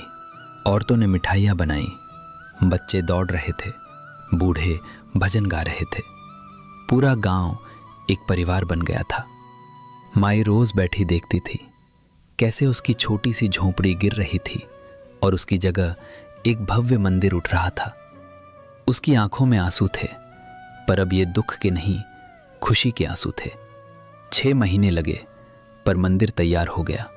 मंदिर का उद्घाटन, और वो चमत्कार जो सबने देखा, उद्घाटन का दिन था। पूरे प्रांत में ढोल बज रहे थे, लोग दूर दूर से आ रहे थे, मंदिर के घंटे बज रहे थे, पुजारी वेद मंत्र पढ़ रहे थे। सेठ ने स्वयं गणेश जी की मूर्ति को एक सोने की थाली में रखा। वो मूर्ति लेकर मंदिर के गर्भगृह की ओर बढ़ा। पीछे पीछे पूरा गांव था। माई भी थी, उसके हाथ में दुर्वा थी और आंखों में आंसू। जैसे ही मूर्ति को गर्भगृह में स्थापित किया गया, अचानक आसमान से फूल बरसने लगे। सच में बिना बादल के, बिना हवा के फूल बरस रहे थे। लाल, पीले, सफ़ेद, गुलाबी, रंग बिरंगे फूल। पूरा मंदिर फूलों से पट गया। लोग चिल्ला उठे, चमत्कार, चमत्कार, गणेश जी प्रकट हुए हैं। माई ने अपनी आंखें बंद कर ली। उसने कहा, बप्पा, तुमने फिर से चमत्कार दिखाया, अब तुम यहाँ हमेशा रहोगे। तभी एक अलौकिक आवाज़ आई। सब चुप हो गए, हवा रुक गई, पक्षी चुप हो गए, घंटे अपने आप बजने लगे।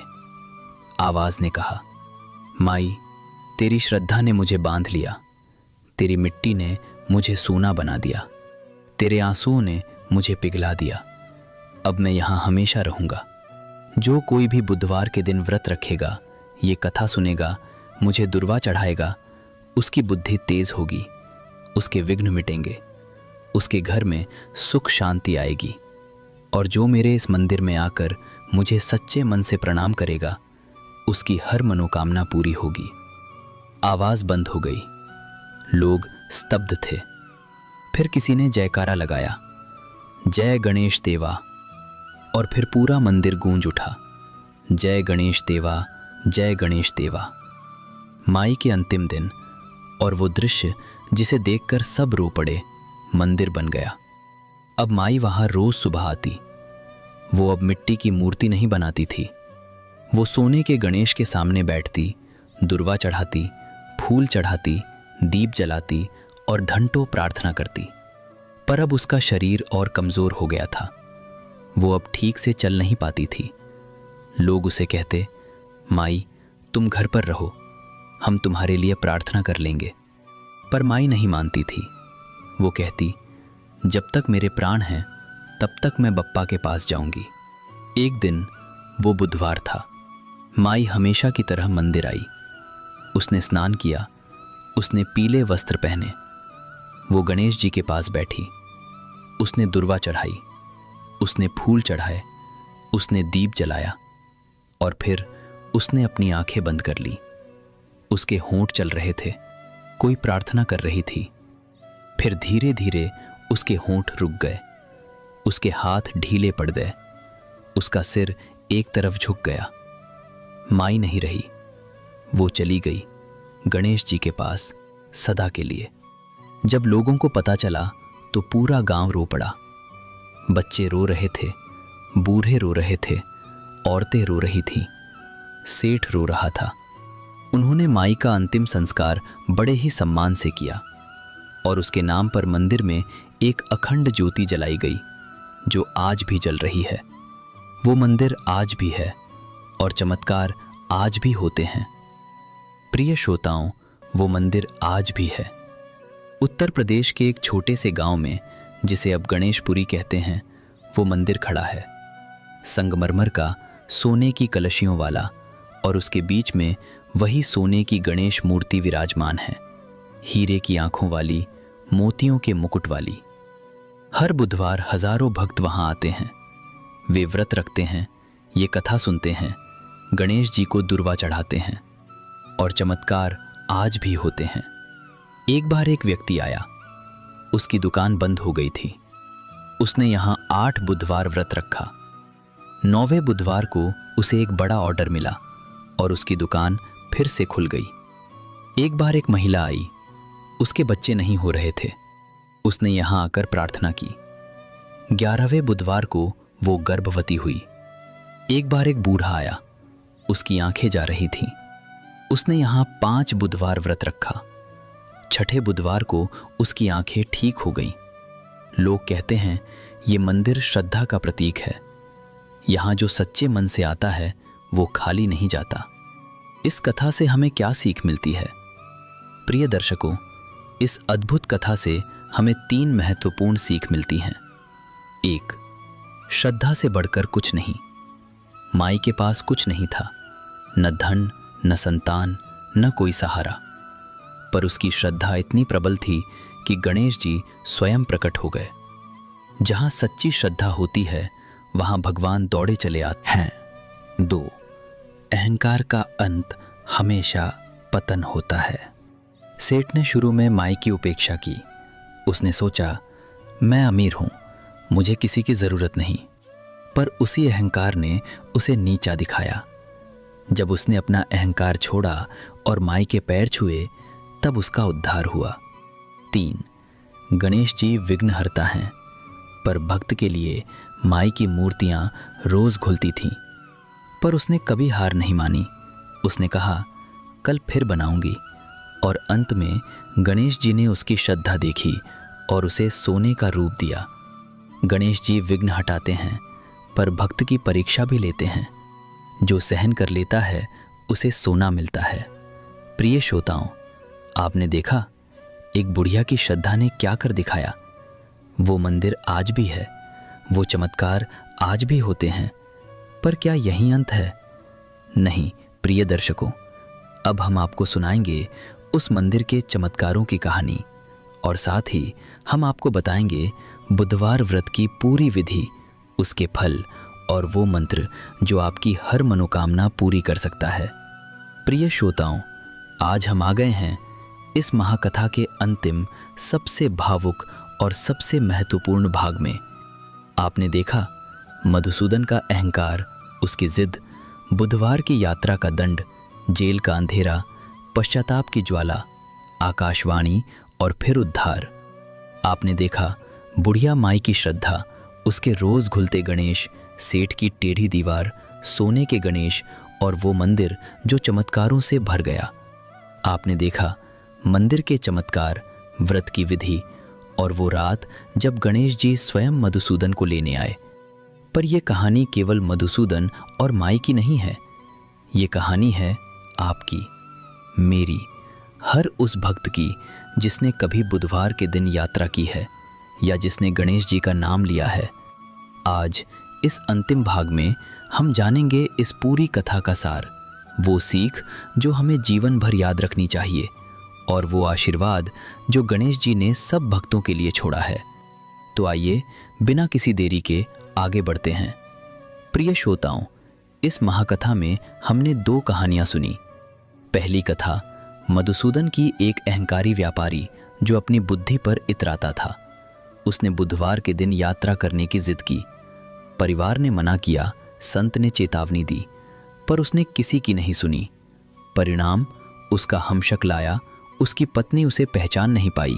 राजा ने उसे जेल में डाल दिया और फिर उसने पश्चाताप किया। सच्चे मन से रात रात भर रोया, अपने अहंकार को मार डाला। गणेश जी ने उसकी पुकार सुनी। आकाशवाणी हुई, उसका हमशक्ल गायब हुआ। वो मुक्त हुआ और उसने प्रण किया, हर बुधवार व्रत रखूंगा, कभी बुधवार को यात्रा नहीं करूंगा। दूसरी कथा, बुढ़िया माई की। एक गरीब बुढ़िया जिसके पास कुछ नहीं था, न धन, न संतान, न कोई सहारा, सिर्फ एक अटूट श्रद्धा थी गणेश जी में। वो रोज मिट्टी के गणेश बनाती, पूजा करती और शाम को विसर्जित कर देती। बरसों तक लोग हंसते थे, पर वो नहीं रुकी। एक दिन उसने सेठ से पत्थर के गणेश मांगे। सेठ ने मना किया। मिस्त्री ने अपमान किया। उसने कहा, तुम्हारी दीवार टेढ़ी हो जाए, और दीवार टेढ़ी हो गई। तब सेठ ने उसके पैर छुए। उसने सोने के गणेश बनवाए। माई के आंगन में सोने के गणेश आए और आज वो मंदिर चमत्कारों से भरा है। दोनों कथाओं का एक ही सत्य, प्रिय दर्शकों, ये दो कथाएं अलग हैं, पर इनका सत्य एक है। मधुसूदन ने अहंकार किया और वो डूब गया। माई ने श्रद्धा की और वो तैर गई। मधुसूदन ने भगवान को चुनौती दी और वो जेल गया। माई ने भगवान को पुकारा और भगवान उसके पास आ गए। मधुसूदन ने पश्चाताप किया और उसे मुक्ति मिली। माई ने धैर्य रखा और उसे सोना मिला। यही सत्य है। अहंकार पतन लाता है, श्रद्धा उद्धार लाती है। बुधवार व्रत का गहरा रहस्य जो कोई नहीं बताता। प्रिय श्रोताओं, अब मैं आपको बताता हूँ बुधवार व्रत का वो रहस्य जो कोई नहीं बताता, जो पंडे नहीं जानते, जो किताबों में नहीं लिखा। रहस्य 1, बुधवार केवल गणेश जी का दिन नहीं, बुद्धि का दिन है। बुधवार बुध ग्रह का दिन है। बुध ग्रह बुद्धि, विवेक, निर्णय क्षमता और वाणी का कारक है। जब आप बुधवार को व्रत रखते हैं तो आप अपनी बुद्धि को संतुलित करते हैं। आपके निर्णय सही होते हैं, आपकी वाणी मधुर होती है, आपकी स्मरण शक्ति तेज होती है। रहस्य 2, व्रत केवल भूखे रहने का नाम नहीं, संयम का नाम है। व्रत का अर्थ है संयम, इंद्रियों पर नियंत्रण, अपने अहंकार को भूखा रखना, अपने क्रोध को रोकना, अपनी जिद को मारना। जब आप बुधवार को व्रत रखते हैं तो आप सिर्फ अन्न का त्याग नहीं करते, आप अपने दुर्गुणों का त्याग करते हैं। रहस्य 3, दुर्वा का अर्थ है 3 गुणों का संतुलन। दुर्वा के 3 पत्ते होते हैं। ये 3 पत्ते 3 गुणों का प्रतीक हैं, सत्व, रज, तम। जब आप गणेश जी को दुर्वा चढ़ाते हैं तो आप प्रार्थना करते हैं, हे प्रभु, मुझ में सत्व बढ़ाओ, रज और तम को कम करो, मुझे शांति दो, मुझे संतुलन दो। रहस्य 4, बुधवार को यात्रा क्यों वर्जित है? बुधवार को बुध ग्रह की ऊर्जा पृथ्वी पर सबसे प्रबल होती है। ये ऊर्जा स्थिरता, विचार और बुद्धि के लिए है, गति के लिए नहीं। जब आप इस दिन यात्रा करते हैं तो आप इस ऊर्जा का विरोध करते हैं। परिणाम, आपकी बुद्धि कमज़ोर होती है, आपके निर्णय गलत होते हैं और आप संकट में पड़ते हैं। ये कोई अंधविश्वास नहीं, ये आध्यात्मिक विज्ञान है। गणेश जी के 108 नामों में से 8 विशेष नाम और उनका अर्थ, प्रिय श्रोताओं, गणेश जी के 108 नाम हैं। उनमें से 8 ऐसे हैं जिन्हें बुधवार के दिन बोलने से विशेष फल मिलता है। आज मैं आपको वे 8 नाम बताता हूँ और उनका अर्थ। 1, विघ्नहर्ता, अर्थ विघ्नों को हरने वाले। जब आप ये नाम बोलते हैं तो आपके सारे रुके हुए काम चल जाते हैं, जो काम अटका था वो पूरा होता है। 2, बुद्धिप्रिय, अर्थ बुद्धि को प्रिय होने वाले। जब आप ये नाम बोलते हैं तो आपकी बुद्धि तेज होती है, आप परीक्षाओं में सफल होते हैं, आपके निर्णय सही होते हैं। 3, गणपति, अर्थ सबके स्वामी। जब आप ये नाम बोलते हैं तो आप सबके प्रिय हो जाते हैं। लोग आपका सम्मान करते हैं, आपकी बात सुनते हैं। 4. एक दंत, अर्थ एक दांत वाले। जब आप ये नाम बोलते हैं तो आपकी एकाग्रता बढ़ती है, आप किसी एक लक्ष्य पर ध्यान लगा पाते हैं। 5. लंबोदर, अर्थ बड़े पेट वाले। जब आप ये नाम बोलते हैं तो आपके घर में अन्न की कमी नहीं होती, आपका भंडार भरा रहता है। 6. सिद्धिदाता, अर्थ सिद्धियां देने वाले। जब आप ये नाम बोलते हैं तो आपको अलौकिक शक्तियां मिलती हैं, आप वह कर पाते हैं जो दूसरे नहीं कर पाते। 7. शुभकर, अर्थ शुभ करने वाले। जब आप ये नाम बोलते हैं तो आपके जीवन में शुभ घटनाएं घटती हैं, अशुभ दूर भागता है। 8. मंगल मूर्ति, अर्थ मंगल की मूर्ति। जब आप ये नाम बोलते हैं तो आपके घर में मंगल गाता है, हर दिन त्योहार जैसा हो जाता है। प्रिय दर्शकों, इन 8 नामों को हर बुधवार बोलें। सुबह उठकर स्नान करके गणेश जी के सामने बैठकर 8 बार इन नामों का जाप करें। आप देखेंगे आपका जीवन कैसे बदल जाता है। माई के मंदिर की अखंड ज्योति और उसका रहस्य, प्रिय श्रोताओं, उस मंदिर में आज भी एक अखंड ज्योति जलती है जो माई की याद में जलाई गई थी। ये ज्योति 500 वर्षों से जल रही है, कभी नहीं बुझी। लोग कहते हैं इस ज्योति के सामने जो भी सच्चे मन से प्रार्थना करता है उसकी मनोकामना पूरी होती है। एक बार एक भक्त ने इस ज्योति को बुझाने की कोशिश की। उसने पानी डाला, ज्योति नहीं बुझी। उसने बालू डाला, ज्योति नहीं बुझी। उसने कपड़ा डाला, ज्योति नहीं बुझी। वह हैरान हो गया। तब पुजारी ने कहा, यह कोई साधारण ज्योति नहीं है, ये माई की श्रद्धा है, ये गणेश जी की कृपा है। ये तब तक नहीं बुझेगी जब तक इस धरती पर कोई भक्त है। आज भी हर रात पुजारी इस ज्योति के सामने बैठता है और गणेश जी की आरती करता है। और जब वो आरती करता है तो मंदिर के घंटे अपने आप बजने लगते हैं। गणेश जी का अंतिम आशीर्वाद सब भक्तों के लिए। प्रिय श्रोताओं, अब मैं आपको सुनाता हूँ वह अंतिम आशीर्वाद जो गणेश जी ने अपने सब भक्तों के लिए छोड़ा है। ये आशीर्वाद मैंने उसी ग्रंथ से पढ़ा है जो माई के मंदिर में रखा है।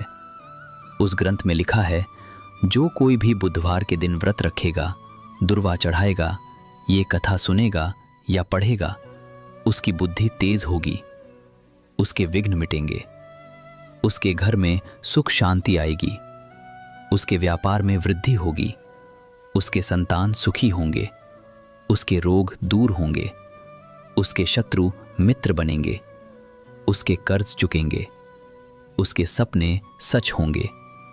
और जो कोई इस कथा को दूसरों को सुनाएगा उसे 100 गुना फल मिलेगा। यही वरदान है गणेश जी का। बुधवार का गणेश आरती और अंतिम प्रार्थना। प्रिय श्रोताओं, अब समय आ गया है इस महाकथा को समाप्त करने का। पर समाप्ति से पहले आइए हम सब मिलकर गणेश जी की आरती करें, अपने घरों में, अपने मंदिरों में, अपने हृदयों में। गणेश आरती। जय गणेश, जय गणेश, जय गणेश देवा। माता जाकी पार्वती, पिता महादेवा। एक दंत दयावंत, 4 भुजाधारी। माथे सिंदूर सोहे, मूसे की सवारी। पान चढ़े, फूल चढ़े और चढ़े मेवा। लड्डुअन का भोग लगे, संत करे सेवा। अंधन को आँख देत, कोढ़न को काया। बांझन को पुत्र देत, निर्धन को माया। सूर श्याम शरण आए, सफल कीजिए सेवा। जय गणेश, जय गणेश, जय गणेश देवा। अंतिम प्रार्थना। अब आइए हाथ जोड़कर आंखें बंद करके गणेश जी से प्रार्थना करें। हे गणेश, हे विघ्नहर्ता, हे बुद्धि के दाता, हम आपकी शरण में आते हैं। जैसे आपने मधुसूदन को बचाया वैसे ही हमें हमारे अहंकार से बचाइए। जैसे आपने माई की श्रद्धा देखी वैसे ही हमारी श्रद्धा को स्वीकार कीजिए। जैसे आपने सेठ की दीवार सीधी की, वैसे ही हमारे जीवन की सभी टेढ़ी दीवारें सीधी कीजिए। हम प्रण करते हैं, आज से हर बुधवार हम व्रत रखेंगे। बुधवार को यात्रा नहीं करेंगे, आपकी इस कथा को सुनेंगे और सुनाएंगे। हमें आपका आशीर्वाद दीजिए, हमें बुद्धि दीजिए, हमें शांति दीजिए, हमें समृद्धि दीजिए। ओम गण गणपतये नमः। ओम गण गणपतये नमः। ओम गण गणपतये नमः। अंतिम संदेश। आपके लिए प्रिय श्रोताओं, ये कथा अब समाप्त हो रही है, पर यह केवल एक कथा नहीं है। ये एक मार्गदर्शन है, एक चेतावनी है, एक आशीर्वाद है। यदि आपने कभी बुधवार को यात्रा की है तो आज से माफ़ी मांगिए और प्रण कीजिए, फिर कभी नहीं करूँगा। यदि आपने कभी गणेश जी का अपमान किया है तो आज से उनकी पूजा कीजिए। यदि आपने कभी किसी की श्रद्धा पर हंसे हैं तो आज से माफ़ी मांगिए। और सबसे महत्वपूर्ण, आज से इस बुधवार से ये व्रत प्रारंभ कीजिए। आपको कुछ खर्च नहीं करना है, आपको कोई यात्रा नहीं करनी है, आपको कोई बड़ा अनुष्ठान नहीं करना है। बस सुबह उठिए, स्नान कीजिए, पीले वस्त्र पहनिए, गणेश जी का चित्र या मूर्ति सामने रखिए, दुर्वा चढ़ाइए, भले ही एक दिन का, और ये कथा सुनिए या पढ़िए। बस इतना करने से गणेश जी आपके जीवन में आ जाएंगे। आपकी बुद्धि तेज हो जाएगी, आपके विघ्न मिट जाएंगे, आपके घर में सुख शांति आ जाएगी। ये मैं नहीं कह रहा, ये गणेश जी कह रहे हैं। ये हमारी संस्कृति कह रही है, ये हमारे पूर्वज कह रहे हैं। प्रिय दर्शकों, यदि आपको ये कथा अच्छी लगी हो तो इसे अपने मित्रों, परिवार और सब भक्तों के साथ साझा कीजिए। यदि आपने इस कथा को सुना हो तो अगले बुधवार को इसे दूसरों को सुनाइए। यदि आपने ये व्रत कभी नहीं रखा हो तो इस बुधवार से रखिए। और हाँ, बुधवार को यात्रा नहीं करनी है। याद रखना, मधुसूदन को क्या हुआ था। तो प्रिय श्रोताओं, बुधवार व्रत की ये अष्टभागीय महाकथा अब समाप्त होती है, पर यह समाप्ति नहीं है, यह एक नई शुरुआत है। आपके जीवन में सुख की, शांति की, समृद्धि की और बुद्धि की मैं प्रार्थना करता हूँ। गणेश जी आप सब पर कृपा बनाए रखें, आपके सभी विघ्न मिटाएं, आपकी सभी मनोकामनाएं पूरी करें। हरि ओम तत्सत। जय गणेश, जय बुधवार व्रत, जय सनातन धर्म। शुभम भवतु। अब कथा समाप्त। हरि ओम तत्सत।